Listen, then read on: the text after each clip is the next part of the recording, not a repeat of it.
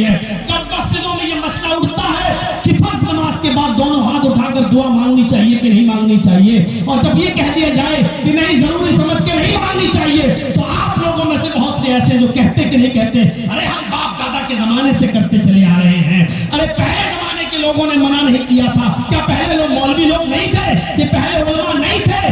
یہ اسی چیز کی پیداوار ہے میرے بھائیوں کہ ہم نے اس زمانے میں نظر انداز کر دیا، آج تک اس کی سزا بھگتنا پڑ رہی ہے۔ اگر ان بچوں کو آج تم نے نہیں سمجھایا، آج ان کی اصلاح نہیں کی، تو یاد رکھیے گا پھر آگے بڑے ہو کر ان کی اصلاح نہیں ہو سکتی ہے۔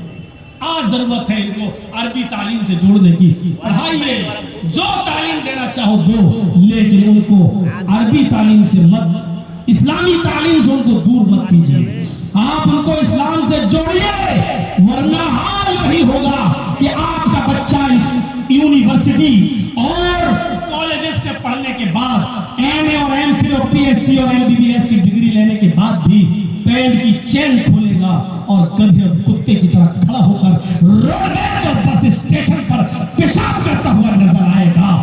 یعنی بڑے بڑے اسکول اور کالج بھی وہ تربیت نہیں دے سکتے ہیں جو عربی مدارس میں آپ کے بچوں کو ملے گی۔ اور نیپولین نے تو کہا تھا کہ مدرس لیپ از فرسٹ کالج فار چلڈرن، ماں کی گود یہ بچے کا پہلا مدرسہ ہوتی ہے۔ آپ ایسی ماؤں کا انتخاب کریں، شادی کے موقع پر ایسی دیندار لڑکی کا انتخاب کریں کہ جو اپنے بچے کو صحیح تربیت دے سکے۔ یاد رکھیے، بچہ ماں کی گود سے بہت کچھ سیکھتا ہے، اگر ماں نے اس کو اچھی تربیت نہیں دی تو پھر یاد رکھیے وہ بچہ یونیورسٹی سے پڑھنے کے بعد بھی نہیں، اس کو تربیت نہیں مل پائے گی۔ عبد القادر جیلانی کا واقعہ سنا تھا نا آپ نے؟ عبد القادر جیلانی بغدادی 12 سال کی عمر میں ان کی ماں نے کہا تھا بیٹا میں نے یہ 40 اشرفیاں تمہارے کوٹ کے استر میں سل دی ہیں، تم جا رہے قافلے کے ساتھ جاؤ، لیکن یاد رکھنا حالات کتنے بھی خراب ہو جھوٹ مت بولنا۔ اور جب ڈاکوؤں نے لوٹا، سارے لوگوں کا مال لوٹ لیا، اس بچے سے پوچھا تیرے پاس بھی کچھ ہے؟ اس نے کہا ہاں۔ کیا؟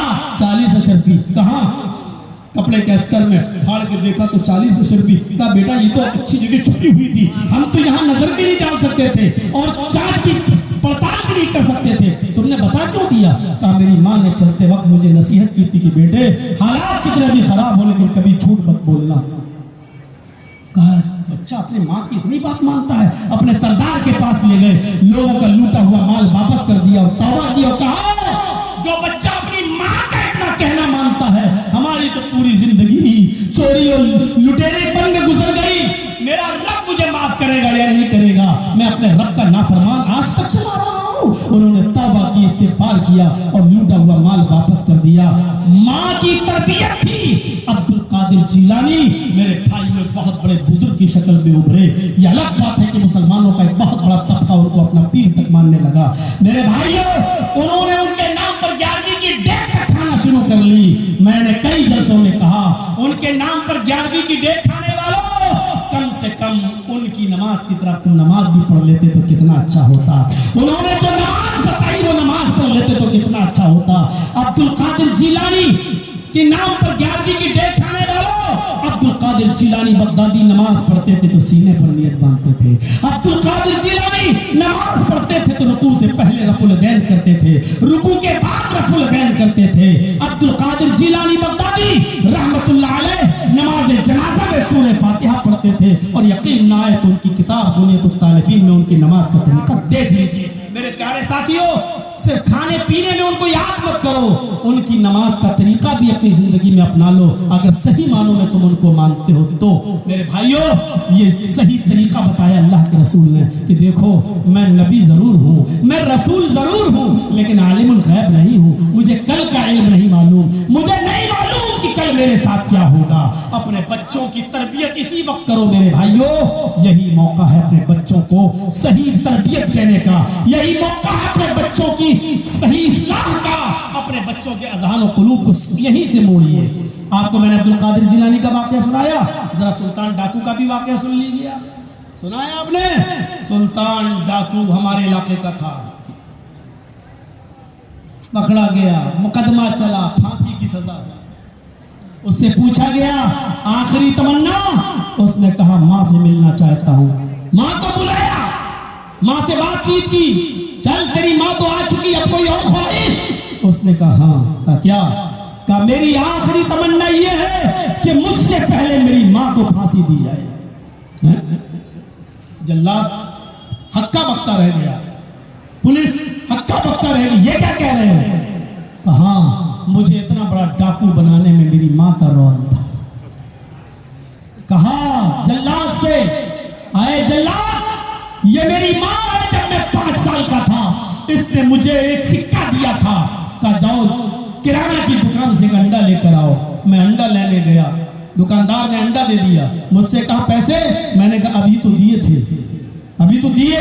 उसने समझा छोटा बच्चा झूठ थोड़ी बोलेगा, दिया होगा। मैं अंडा भी ले आया, पैसा भी लाया, मैंने अपनी मां को अंडा भी दिया और पैसा भी। मां ने पूछा बेटा ये पैसा क्यों बच गया? कहा मैंने दुकानदार को बेवकूफ बना दिया। मां ने कहा शाबाश बेटा, ये पैसा शाम के खाने के काम आ जाएगा। उसने मेरी हिम्मत बढ़ाई, फिर मैं छोटी छोटी चोरी करने लगा, धीरे धीरे फिर मैं बड़ी बड़ी चोरी करने लगा, उसके बाद मैं डकैती डालने लगा, और जब कोई माल नहीं देता था तो मैं उसका कत्ल करके माल छीनने लगा। बिलाखिर पकड़ा गया और आज फांसी के फंदे पे लटक रहा हूं। मुझे इस हालत पर पहुंचाने वाली मेरी मां है, इसलिए मुझसे पहले मेरी मां को फांसी दो। लेकिन कानून ये कहां मानता है? मां को छोड़ दिया और सुल्तान टाकू को तख्ते तार पर लटका दिया। मेरी मां, ये तुम्हारा रोल है, तुम्हारा किरदार है। तुम अपने बेटे को अब्दुल कादिर जिलानी की तरह अच्छी तरबियत देकर अब्दुल कादिर बना सकती हो, या अपने बेटे की बुरी तरबियत करके उसको सुल्तान टाकू भी बना सकती हो। और याद रखो, तुमने अपनी बेटियों की जो तरबियत की है वो आज हमें यूट्यूब पे नजर आती है। क्या उम्मीदें रखें कि इन बच्चियों की तोप से कोई प्रेमिया पैदा होगा? कल जब तुम अपनी लड़कियों की शादी करोगी तो कोई सनाउल्लाह नसरी पैदा होगा। आज जो माएं अपने बेटियों के डांस पर हंसती हैं, मुस्कुराती हैं, और उनकी बेटियां इंस्टाग्राम पर आज वीडियो रील बना रही हैं, सर के दुपट्टे गिरे हुए हैं, शॉर्ट कट कपड़े पहने हुए हैं, बहाना लिबास में है, और आज वो गंदी वीडियो बनाकर, गाने की वीडियो बनाकर जो आज सोशल मीडिया पे डाल रही है, इंस्टाग्राम पे डाल रही है, और माँ अपनी बेटी की इस हरकत पर खुश हो रही है, और बाप भी कह रहा है यूट्यूब पे मेरी बेटी अच्छा पैसा कमा रही है। याद रखना, तुम्हारी इस बेटी के पेड़ से कभी प्रेमिया पैदा नहीं हो सकता है। कल इस बेटी की शादी करोगी, कल इसके पेड़ से कोई कय्यम पैदा नहीं होगा, कोई ज़हीर पैदा नहीं होगा। इन बेटियों के पेड़ से कौन सी औलाद पैदा होगी, इस बात का अंदाजा आप बखूबी लगा सकते हैं। टिकटॉक पर नाचने वाली ये बेटियां आज मेरे भाइयों, इनकी कोख से कौन से बच्चे पैदा होंगे, और फिर वो कौन सी तरबियत देंगी अपने बच्चों को। इन मदरसों की कदर कर लो। उत्तर प्रदेश में आइए और हमारे यहाँ के मदरसों की हालत देख लीजिए आप, किस तरीके से सरकारी डंडा चल रहा है उन मदरसों के ऊपर। आप खुशनसीब हैं कि आपको आजादी के साथ जलसा करने की इजाजत है। आप खुशनसीब हैं कि आपको आजादी के साथ अपने बच्चों को मदरसे में पढ़ाने की आजादी है। हम लोगों से पूछिए, आज एक नया मदरसा अगर हम खोलना चाहें तो कितने पापड़ बेलना पड़ते हैं, कितनी जगहों से गुजरना पड़ता है, कितना हिसाब और किताब रखना पड़ता है, और कितनी एजेंसियां हम लोगों के पीछे पड़ जाती हैं।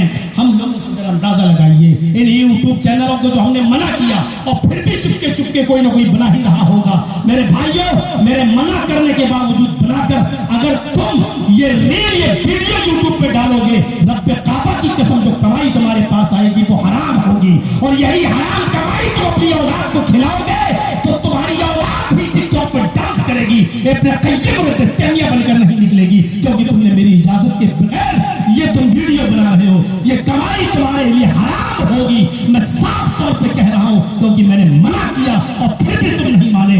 तुम ही लोगों की इन हरकतों की वजह से हमको 6 महीने कारागार में रहना पड़ा। केस नहीं था मेरे ऊपर, इन चीजों ने केस बनाया। वो दिखाया जाता था, देखो ये बोला है, ये बोला है, ये बोला है, वो चीजें दिखाई गई। मौलाना जब क्या बनाया, यूट्यूब पे देखिए मेरी तकरीर। मैंने कहीं तकरीर की कि आजकल मोबाइलों पर गुफ्तगू का होती है, ये तरीका गलत नहीं होना चाहिए। अब देखिए, उसने अपने वीडियो के व्यूअर बनाने के लिए क्या करा, उसने मेरा फोटो बनाया और एक लड़की का फोटो बना के लिखा, मौलाना जर्जीस को हुआ एक लड़की से प्यार। ये फंगल बनाए गए। میں نے توحید کے اوپر تقریر کی، آپ نے مورتیوں کی فوٹو بنا کے کہا مولانا جرجیس نے کیا مورتیوں کا پوسٹ مارٹم۔ میں نے تھوڑا بہت سرکار کے خلاف بولا، آپ نے یوگی اور مودی کے ساتھ میرا فوٹو ڈال کر کہا کہ مولانا جرجیس نے کیا یوگی کا پوسٹ مارٹم۔